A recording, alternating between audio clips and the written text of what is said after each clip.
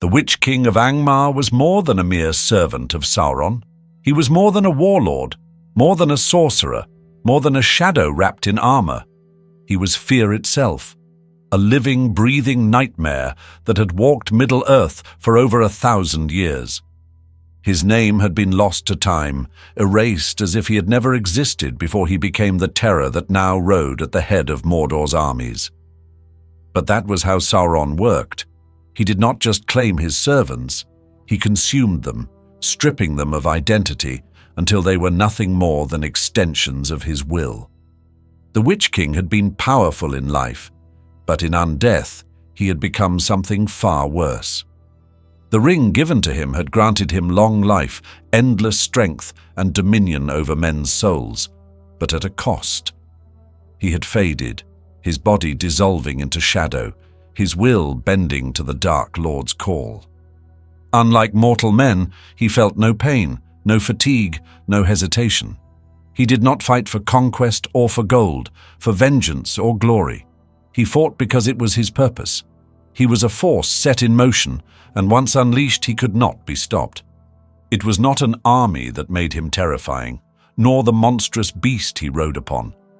It was his presence, a suffocating aura of despair that wrapped around him like an unseen cloak, drowning the courage of all who faced him.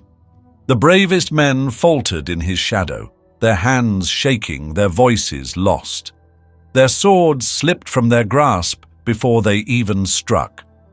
No one truly knew what it was like to stand in his presence. They only knew what it felt like to flee. And yet, there was one who would not run. Gandalf the White had returned from the depths of darkness itself. He had fought demons of fire, resisted the whispers of Sauron's corruption, and defied death itself. He had seen the world through the eyes of gods and walked back into it with a renewed purpose. When he had cast aside the name Gandalf the Grey, he had shed the last traces of doubt, of weakness. He had become something greater. He had been sent back for this. He knew the Witch King was coming. He had heard the whispers in the wind, the warnings from those who had already seen what was marching toward Gondor. But even he, with all his wisdom, did not fully grasp what was approaching. Because no one did. The Witch King did not see himself as a warrior or a warlord. He was not simply a leader of orcs or the master of a dark fortress. He was inevitable, and there was nothing in the world that could stop him. At least, that was what the prophecy said. No man can kill me. The words had been spoken long ago, etched into history like an unbreakable law. Those who had stood against him in ages past had learned this truth the hard way. Kings had challenged him, and they had fallen. Warriors had sworn to end him, and they had been crushed beneath his blade. He had slaughtered those who had dared to defy him, and each time the prophecy held true. It was not just a sentence, it was a sentence of doom. If no man could kill him, then what did it matter who stood in his way? Even those who did not believe in prophecies still feared him, because they had seen what he could do. His presence alone was enough to break the minds of men. His sorcery was unlike anything Middle-earth had ever known. He did not cast spells like a wizard. He unmade things. He shattered wills, turned courage into dust, twisted the very essence of a warrior's strength until they were nothing more than a hollow shell of fear. And yet, Gandalf did not hesitate. He had not returned from death to cower before the Witch King of Angmar. He had not been sent back to fail. He had faced Sauron's forces before. He had battled against the corruption of men, against the twisted power of the enemy, against the darkness that threatened to swallow the world whole. And he had won. He had wielded power beyond mortal understanding, power that even the great elven lords of old could barely comprehend. He had fought creatures that had walked the world before the sun and moon were ever hung in the sky. What was the Witch King to him? Nothing. That was what Gandalf believed. But belief and truth were not always the same thing. Gandalf the White was more powerful than he had ever been, but he was still a Maya bound in flesh, a being of light encased in a mortal form. And the Witch King? He had once been a man, yes, but he had become something else, something that was not bound by the same rules, the same limits. And Gandalf had not yet realized what that meant. Not yet, but he would. The White City stood tall against the coming storm, its walls gleaming beneath the pale light of the stars. The defenders of Minas Tirith lined the battlements, staring out into the blackness that stretched beyond the Pelennor fields. Silence hung over them, thick and suffocating, broken only by the faint crackling of distant fires. The army of Mordor had come, and they were waiting. Then the sound began. Deep, slow, rhythmic, a pounding like the heartbeat of a monster. Drums. Far across the fields, thousands of torches ignited at once, spreading across the darkness like a wave of molten fire. Shadows moved beneath them, shapes too numerous to count. Orcs, trolls, beasts of war, twisted creatures bred for destruction, all gathered in the name of their master. And at their head, he rode. The Witch King of Angmar did not need to give orders. He did not need to raise his voice. The creatures of Mordor did not march for him. They marched because they feared him. They obeyed because to defy him was to invite a fate worse than death. He did not command from behind the lines like a mortal king. He led from the front, a shadow that carried death in its wake. No mere general, no mere warrior. He was something else, and Minas Tirith would fall before him. The first wave struck with the force of a tidal surge. Arrows blackened the sky, siege towers rolled forward, and monstrous trolls charged, smashing against the outer defenses. The city trembled, but it did not break. Yet this was not the true assault. The chaos of the battlefield was nothing more than distraction, a prelude to the destruction that was about to come. Because he had arrived at the gates. The Witch King did not dismount. He did not need to. His winged beast shrieked, its claws raking against the stone as it landed before the entrance to the city. It let out a piercing cry, a sound so sharp and unnatural that even the bravest defenders felt their hands slip from their weapons. The torches along the walls flickered, the air growing colder. And then Grond was brought forth. The battering ram was not just a siege weapon. It was a thing of malice, forged in the deepest pits of Mordor, imbued with dark sorcery. Shaped like the snarling head of a wolf, its surface was carved with words of power, words of ruin. It was not merely wood and iron, it was destruction made manifest. Grond! Grond! Grond! The chant rose from the armies of Mordor, a mindless, deafening cry that rolled across the battlefield like thunder. With each strike, Grond slammed into the gates, shaking the very foundation of the city. Each impact sent shockwaves through the stone, cracks beginning to form, small at first, but growing, splintering. And then he raised his hand. A command that was not spoken, but felt. Everything stopped. The orcs, the trolls, the beasts of war, all fell silent. Even the wind seemed to hold its breath. The Witch King lifted his sword and the blade burned. A cold fire, unnatural and sickly, spread along the metal, casting an eerie glow over the ruins before him. He did not chant. He did not speak ancient words. He did not need to. His power was already woven into the air itself. And then, the final blow, a single, monstrous strike. The sound of impact was deafening, louder than any siege engine, louder than any thunder. And in that instant, the gates of Minas Tirith, the gates that had held against countless enemies for centuries, shattered. The White City lay open before him.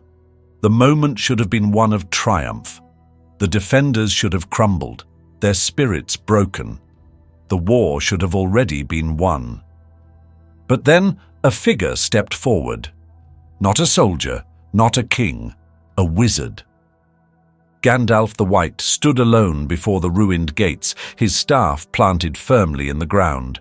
He did not flinch, did not move, did not show a single sign of fear. The fires of war roared behind him, but he did not turn to look.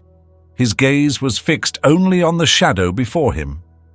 The Witch King did not halt his advance. His mount hissed, shifting its weight as if ready to lunge. But he did not need to command it. The battle was over, and the wizard would soon understand. "This is my hour." His voice carried through the ruins like the grinding of stone, like a whisper of death itself. The air around him grew heavier, thick with an unnatural presence. The defenders who had once stood at Gandalf's back fell away, unable to resist the terror that clawed at their hearts. But Gandalf did not move. He lifted his staff. Light surged from it, brilliant and blinding, cutting through the shadow like the first break of dawn. The very ground beneath them seemed to pulse with energy, as if resisting the darkness that had dared to step upon it. The Witch King did not flinch. He stepped forward. Gandalf had battled the darkest evils of the world.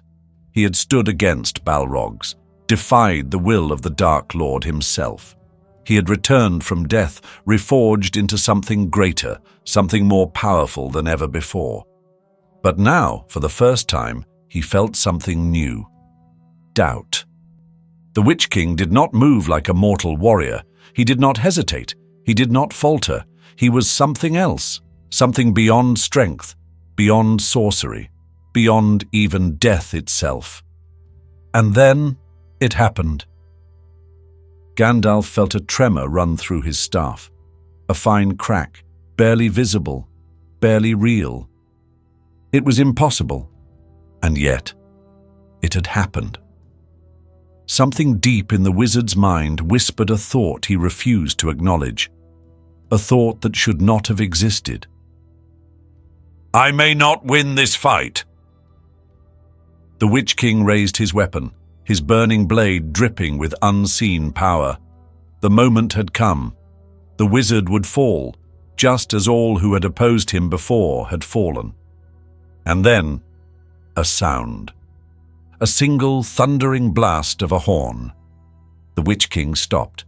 The Rohirrim had arrived. The moment between them, broken. Without hesitation, the Witch King turned. His time with Gandalf was over. The war was not finished. Gandalf did not lower his staff. He did not step forward. He did not call after him. Because for the first time since he had become Gandalf the White, he did not know if he would have won. Gandalf stood motionless. The echoes of the great war horn still rolled across the battlefield, but his mind was elsewhere. His staff, gripped tightly in his hand, felt heavier than before. The crack, small, almost invisible, was still there, a thin fracture running along the smooth white wood. It shouldn't have happened. It was impossible. And yet it had. The Witch King was gone now, drawn away by the arrival of the Riders of Rohan, but Gandalf did not feel relief. He did not feel triumph. He felt something he had not felt in a long, long time. Uncertainty. His whole purpose, the reason he had returned from the abyss of death itself, had been to guide, to protect, to stand against the darkness. And yet, at the very moment of his greatest test, something had happened that he had not foreseen, something that should not have been possible. The Witch King had walked toward him without fear. That alone was not surprising. Many fools had underestimated him before. But the difference was this time, he had underestimated his opponent. He had faced Sauron's servants before. Saruman had been cunning, full of treachery, but he was still bound by the rules of his kind. The Balrog of Moria had been a monster of pure destruction, but it had still been a creature of fire and shadow, bound by the old ways. But the Witch King was something else. He was not bound by the same laws. He did not fight as other beings fought. He did not even exist in the same way that other creatures did. He was not alive, yet he was not dead. He was not a man, yet he had once been.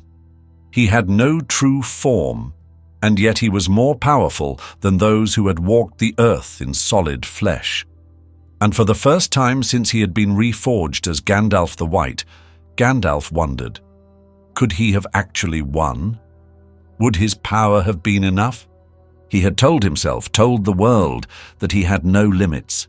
He had cast aside the weaknesses of his old form, risen from the ashes of his battle with the Balrog stronger than ever before. And yet, when the Witch King stepped forward, something in the air had changed. A force pressed against him, not a spell, not a weapon, but a presence. A malice so ancient and pure that it felt as though the very world recoiled at its touch. He had felt power before, but this was something else. This was certainty. The Witch King had known he would win. He had moved not as a warrior, but as a force of nature, as though the outcome had already been decided. And then came the crack in the staff. Gandalf had faced dark sorcery before. He had felt Sauron's influence, fought against the corruption of the rings. But what he had experienced in that moment was not corruption. It was something stronger. It was the presence of an unbreakable will, one that had been fused with the very essence of the Dark Lord himself. Had the battle continued, would he have been the one to fall? That was the thought that troubled him the most. But before he could find an answer, the battle had been ripped away from him. The Witch King had turned, his attention drawn elsewhere. The moment had been stolen. Gandalf had never backed down from a fight. He had never stepped aside when the forces of darkness moved against him. But this time was different, because he did not stop the Witch King. He had let him go. He had watched as he mounted his beast and soared into the air, riding toward the battlefield beyond. He had not raised his staff again. He had not called upon his power. He had stood there watching, knowing that for the first time in his long, long life, he was glad he did not have to find out how the battle would have ended. And that was what unsettled him the most. The Witch King was stronger than he had expected, stronger than he had prepared for. And now, as the war raged on without him, Gandalf found himself standing on the edge of a terrifying realization. He had believed that he was the strongest force of light left in Middle-earth, that he was the one who stood between the darkness and the dawn. But what if that had not been true? What if there had been something stronger? And what if, in that one brief moment, he had felt the weight of his own limits? The Witch King had gone to meet his fate, though he did not know it. As he rode toward the chaos of battle, the world itself seemed to tremble in his wake. Sauron's will flowed through him like an unbreakable chain, pulling him forward, guiding his actions, filling him with a power that should have made him unstoppable. But the world does not follow rules set by tyrants. Fate bends in ways that even the greatest cannot predict. Éowyn stood her ground. She had seen her uncle fall. She had watched the tide of darkness consume everything around her. And yet, she did not waver. The Witch King had cut down kings before. He had crushed the will of warriors greater than her. He had stood against armies and remained untouched. But she was not a warrior of renown. She was not a king. And that made all the difference. The prophecy had echoed through time like an unbreakable law. No man can kill me. It had been his shield, his armor, the reason he had never faltered in battle. No sword wielded by man could touch him. No warrior could strike him down. But prophecies are not always what they seem. She removed her helmet, golden hair spilling free, her voice cutting through the air like a blade, sharper than any steel. "I am no man." The moment was frozen. The Witch King hesitated, not in fear, not in pain, but in realization. For the first time in 1,000 years, the certainty that had carried him through every battle wavered. and in that hesitation, he lost. Merry's enchanted blade struck first, severing the unseen ties that bound him to his immortal form. He did not see it coming. He had never even considered the hobbit a threat. And then Éowyn's sword found its mark. It did not cut through armor, it did not strike flesh. It plunged into the void where no life should have existed. And yet, he screamed. The battlefield itself seemed to shake, the shadows recoiling as the force that had once been the Witch King began to unravel. His form collapsed inward, his very essence breaking apart, drawn into the emptiness from which it had come. His black armor clattered to the ground, empty. The greatest weapon of Mordor had fallen. And yet, far from that battlefield, Gandalf watched the horizon, unaware of what had just taken place. He did not feel relief. He did not sense a shift in the war, because something inside him still felt wrong. He had been waiting for something to happen, waiting for an answer to a question he had not been able to ask. The battle between him and the Witch King had never come. It had been interrupted, stolen by fate itself. And that meant he would never know. Never know if he could have won. Never know if he would have fallen. Never know if the light within him would have been enough to withstand the darkness that had advanced toward him without fear. The war was not over. The battle still raged. Sauron still lived. But for the first time in all of Gandalf's long existence, a single terrible thought settled in his mind. A whisper, a doubt. Had he been spared? Had fate intervened to protect him?